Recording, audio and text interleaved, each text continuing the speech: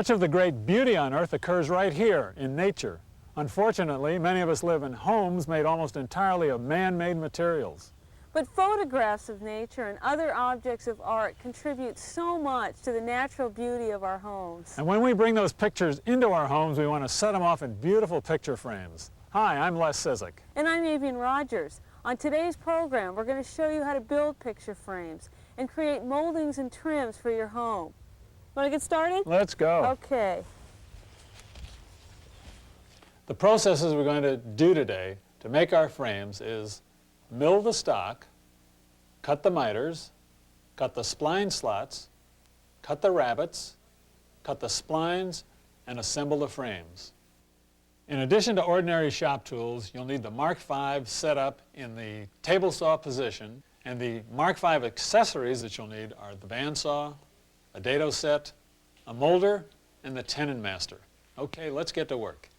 Whether your trim job is going to be picture frames, chair molding, door and window casings, whatever it's going to be, the same basic principles apply. And let's talk about those first.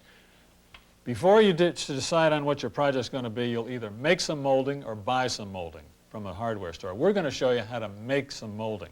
And you start with a plain piece of stock like this. This is a very ordinary board right off the lumberyard shelf.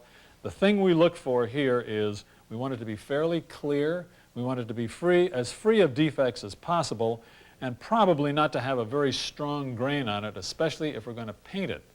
Now, to get our basic shapes to the basic stock once it's been ripped to the width we want, we can do several things. This piece here was made on a table saw.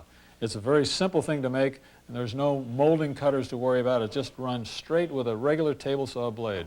Something a little fancier is this one here.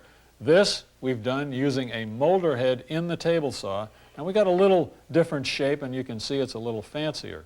Here's one even a little fancier yet. Both of these would be good for picture frames. This one could be used for possibly a chair molding or something else. Look at this beautiful one. This has a cove cut in it and a double bevel here. This can be done and completely on the table saw, but we did this one using a special cove molding cutter here in the table saw itself. And here's a real fancy one. This would be a great chair rail, but would also make a very dramatic picture frame. Now, they've been colored this stain so you can see them clearly here. Of course, they could be painted, lots of things you could do with them. Now, before you put any of those fancy shapes on your stock, the stock has to be in very good condition. And the most important thing is, especially for when you're going to cut those 45 degrees and put together really nice miters, you have to have both edges of your stock very parallel and very straight. And you seldom get it that way from the lumberyard. And I can see here that this board, when I shove it up against the fence here, there's a little bit of a curve going this way. And we have to remove that. And what we're going to do is run this against the jointer, and we'll straighten up this edge, and then we'll come back and rip it to the width we want. The jointer consists of a pair of tables, a fence set at exactly 90 degrees, and a cutter head that revolves at very high speed to shave a small amount of wood off the bottom edge of the board.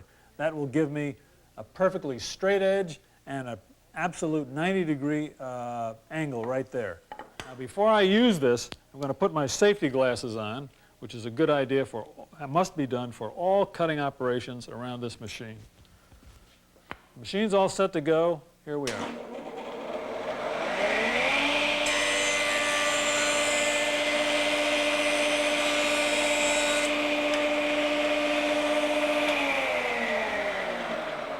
That's all there is to that part of the process. We've got half the job done. I know I've got a very straight edge here.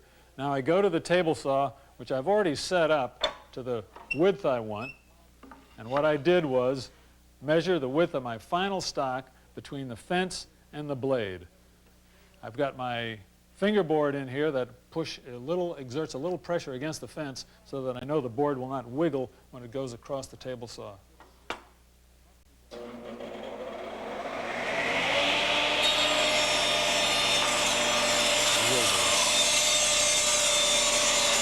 Let me show you what fun it is to make this piece of molding here. The whole setup is done right here on the table saw. We're going to cut these two little grooves or dados, and the setup is this.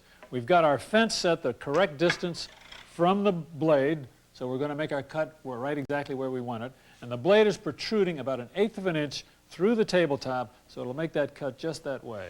We've got our 2 fingerboards set up to give us a little extra support, and we're going to use our push blocks to stay right flat on the table. Now watch how this works. This is one of the rare occasions when the upper guard has been removed. That's because in a dado cut, the blade does not cut all the way through the wood. For safety, we don't reach across there until the blade comes to a complete stop. Then all we need to do is flip the board like that. We're ready to make the second groove. Now that we have our dado cuts made, we're going to make the little chamfer cuts here, or angle cuts on the edge of the board, and that'll finish our molding. And we're going to use the jointer to do that. And what I've done, I've set up the jointer by tilting the fence at 45 degrees. Remember we had that at 90 before? Now to make the chamfer, we've got it over at 45 degrees. And I've set the depth of cut to 1/8 of an inch.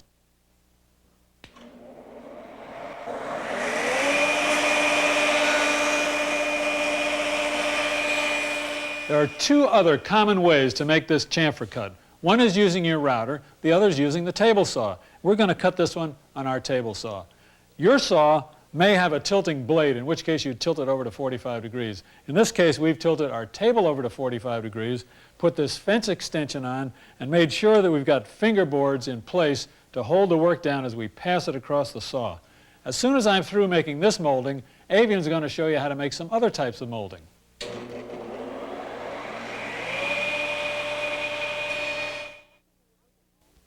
Now, a lot of people would look at molding like this and think, how can I make that? It looks a little bit too complicated or too intricate. It's not. As long as you have the right tools, it's very easy.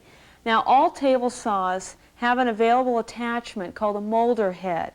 And the molder head is this round disc that attaches to the spindle on the table saw. And then you fit these 3 cutter blades. And what these 3 cutter blades then allow you to do are to get an effect like this. Now, there are other kinds of cutter blades you can have where you cut one side of the molding, turn your board around, and cut the other side. And then there are cutters also that would require 2, 3, and 4 different passes on your wood. Now, for starters, we're going to set up to make this molding.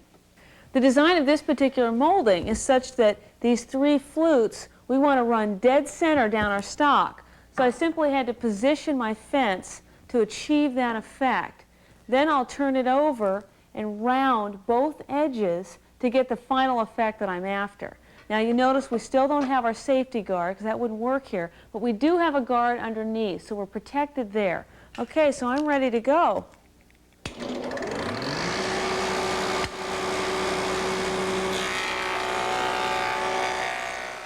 To get this rounding effect, I already put another cutter on the molding head, and you can see I've already done one side. Now if you take a look here, this is a fence extension. It's very easy to make. We just made it out of scrap of plywood. So we're ready to finish up.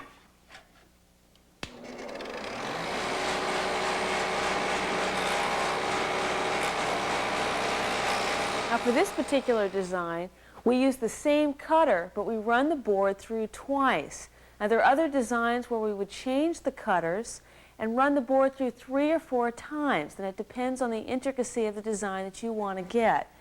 Okay, now I've set the correct depth for our first pass. You can see the cutter, one cutter sticking out there, and I'm ready to go.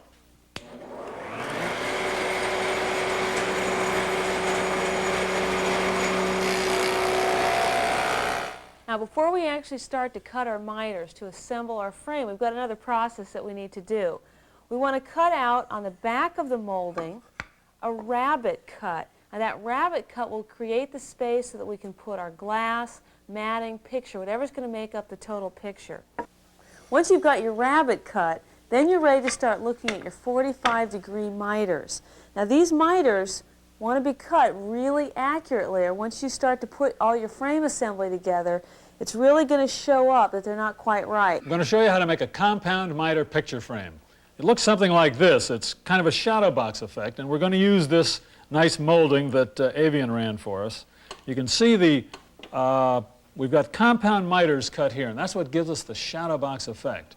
We've also got a little spline set in here in the corners that both reinforces this joint and adds a little decorative touch.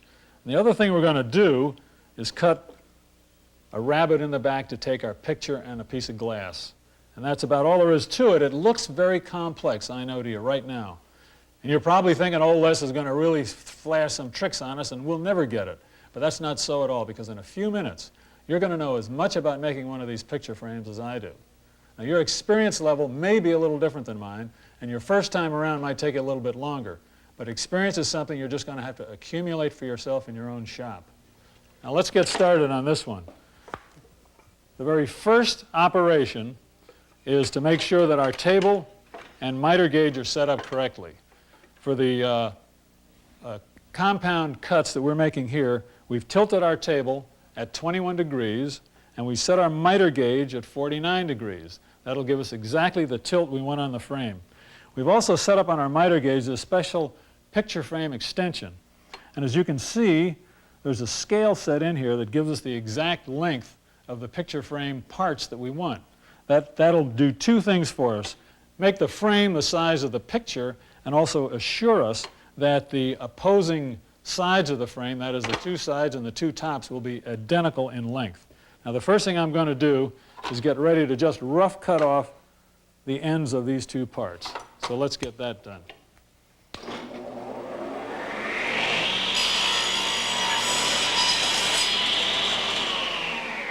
Okay, that's the first one. Now, I'm just going to set that aside for a second and get the second one in here, and we'll do exactly the same thing on this because we want uniformity all the way around. Now we're all set on that.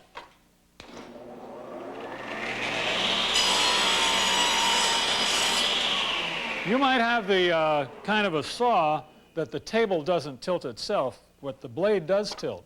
In that case, you'd simply tilt your blade at the same way I've got the table tilted over here, which is the 21 degrees.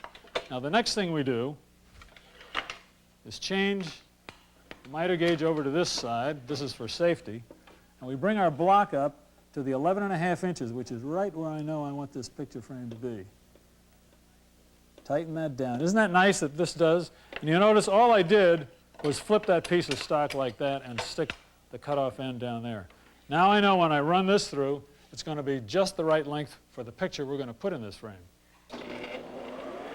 I've cut a couple of these slots because I want to show you where we're going with the spline. You can see it's simply a pair of slots, and the spline is a separate piece of wood that gets glued right in there, reinforces that joint, and with a contrasting color, looks kind of nice. And that shows you how we get this. Now, those numbers I gave you before about the table tilt and the miter gauge angle, I don't have those committed to memory. All of those come out of almost any good woodworking book. You'll find a table that'll give you all those angles. Now, let me show you how these slots are cut. First of all, we don't do anything about the tilt on either your blade or table, depending on the type of saw you have.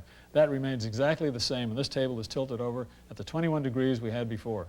I put a little different insert in here because I'm going to do an on top of the table cut with no guard on it because the guard is not appropriate for this cut, and I don't want anything to drop down through there. And I've also I got a tenon master set up here. A tenon master is something you can buy in a store, or you can make a similar jig like this yourself in your own shop if you'd like to. The jig is set exactly 1/4 inch away from the blade, so that'll center the cut for the spline slot. And I've got the piece that I'm going to cut clamped in here very tightly, just like that. And you can see that the angle, it sets itself. All I do is clamp it in there, and we're ready to run that cut.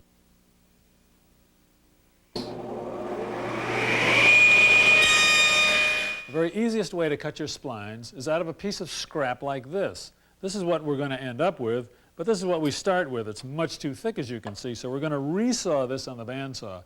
Resaw means to just cut a very thin piece of wood out of this 3/4 inch piece of wood. Now, why we're using the bandsaw is it's simple, it's safe, and it works very quickly. We've set up a 5/8 inch blade here, which is the widest blade we can get on this bandsaw. Always put the widest blade you can get on your bandsaw to do this. Set up a fence. As you can see here, we've used the miter gauge extension fence. It sits in these slots, makes a real good support as we resaw this piece of wood. Here we go.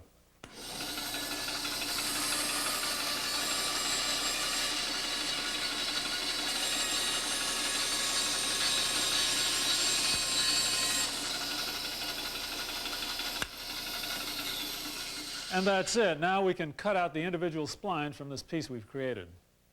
Let me show you how to make the rabbit cut in the back of our frame to accept the picture and the glass we're going to put in here. The one thing we have to consider is that we have an angle here between the frame and the wall of 30 degrees. You can see the 30-degree angle right here. This board represents the wall. So that means we have to set our table saw up at a tilt of 30 degrees to make this cut correctly. So I've already done that. That's the one change we have to make. Then we've inserted a dado set into the table saw itself. A dado set is simply a thing to cut a much wider groove than the saw itself would. That's all been set up correctly. We've set the table over at 30 degrees. We've got our fence exactly 1/4 inch from the first chipper in the dado set. We've taken the top guard off because that's inappropriate for this cut. We've got our fingerboards in place for safety that will control the stock. And we put our piece of stock, slip it in here with the molded side against the fence and the short side down on the table. We're ready to make that cut.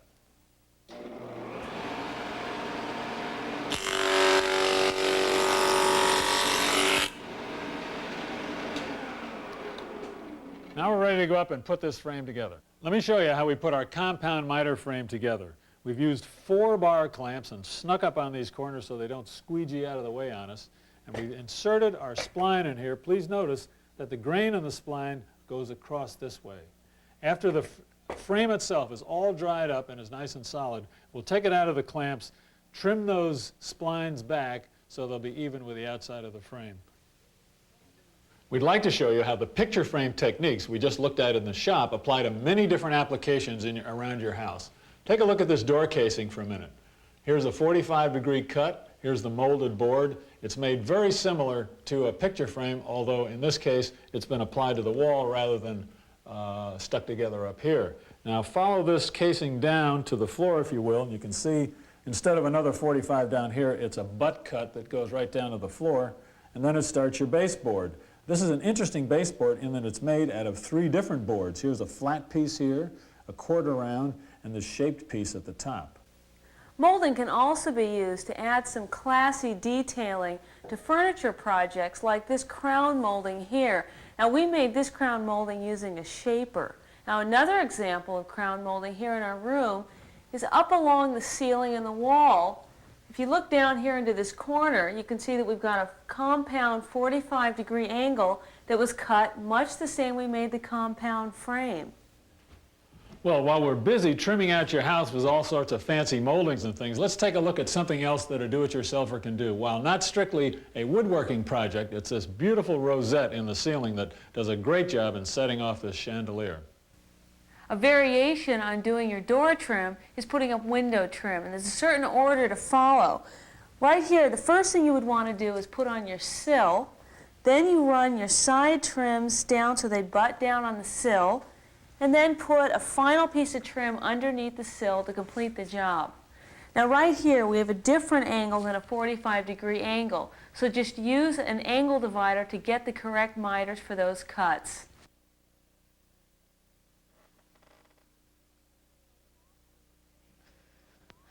Hey, I think I smell coffee. You do indeed. Thank you, that's great. Doesn't this look wonderful? I'm really pleased with the way this trim work came out. There's nothing like beautiful trim work to really transform an ordinary room, and I'll bet there's dozens of opportunities for you to do the same in your own home. And it's always nice to have art in a house, but there's something really special at looking at a piece of art that you framed yourself. I hope what you've learned today will encourage you to start some trim work in your own home. I'm Les Cizik. And I'm Avian Rogers. Thanks a lot for watching.